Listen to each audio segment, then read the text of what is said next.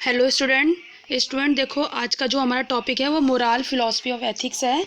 Last class में मैंने student आपको एथिक्स के बारे में बताया था। ठीक है, तो एथिक्स के भी हमारे तीन टाइप के एथिक्स होते हैं। ठीक है, तीन टाइप के व्यूज़ हैं, तो वो आज हम इसे कंप्लीट करेंगे। स्टूडेंट देखो, the study of human actions that effect being capable of being in some way. ठीक है, definitely humans as well as many animal species and the principles that people appeal to when they act. Okay, तो हम student हमारे जो actions हैं, human acts हैं, जो actions हैं और उसके जो इफ़ेक्ट हैं वो कैसे हमारे मतलब सम वे में कैसे मतलब वो मतलब किस तरीके से एक तरह के काम कर रहे हैं। ठीक है, वो हम स्टडी करेंगे।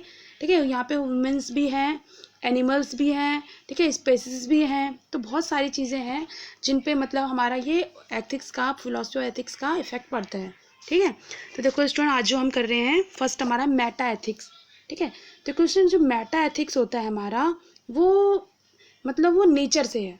ठीक है, नेचर मतलब वो नेचुरल है। ठीक है, देखो जैसे यहाँ बताया हुआ है। और जो नॉर्मेटिव एथिक्स है वो हमारा होता है जो मतलब नॉर्मल वे में होना चाहिए। ठीक है, और अप्लाइड एथिक्स जो मतलब हम कभी वो एथिक्स बना होगा, एज ए वो प्रिंसिपल की तरह वो एथिक्स बना होगा, उसको हम वो अप्लाई कर रहे हैं अब।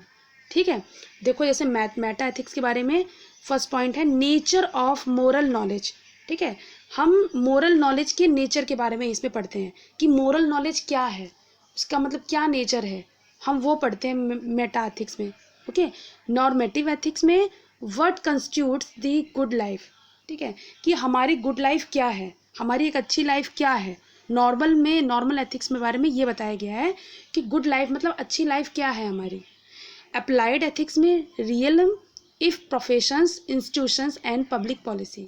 मेन अगर हमारी प्रोफेशंस, इंस्टीट्यूशंस हो गए और पब्लिक पॉलिसीज़ हो गई, तो रियल में मतलब रियल में वो क्या काम कर रही हैं।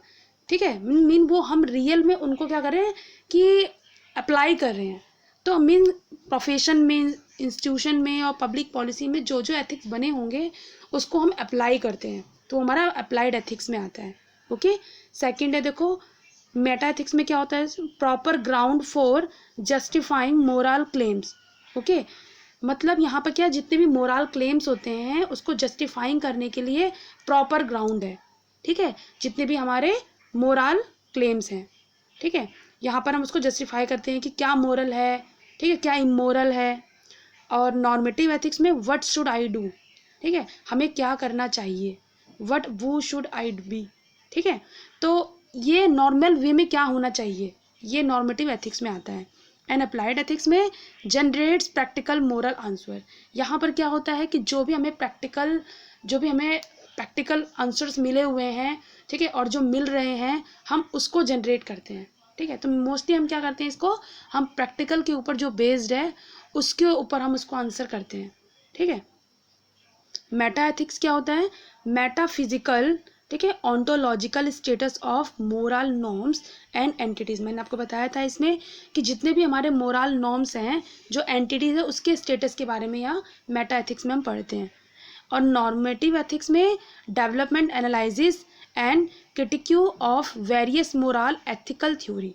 ठीक है, तो यहाँ पर हम क्या करते हैं, डेवलपमेंट होता है हमारा, एनालिसिस करते हैं हम वेरियस मोरल एथिकल थ्योरीज को कि नॉर्मल वे में क्या होना चाहिए था, क्या होना चाहिए।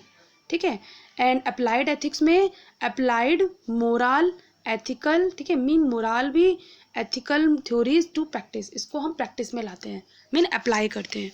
ओके, तो ठीक है स्टूडेंट, और यहाँ पे देखो ये थोड़ा सा इसके बारे में बताया हुआ है कि मोरल फिलोसफी एथिक्स के बारे में। Normative ethics is interested in determining the content of our moral behaviour. ठीक है, नॉर्मल एथिक्स में वो हम इंटरेस्टेड होते हैं इन डिटरमाइनिंग करने में, ठीक है, the content of our moral behaviour.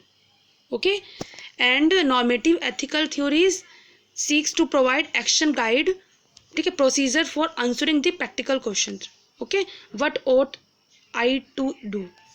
And applied ethics में ठीक है, and where the manage the exploits the domains of women activity and to make criteria for talking about issue that may emerge inside those domains. ठीक है, the contemporary field of applied ethics, ठीक है, rose in the late 1960 and mid 1970.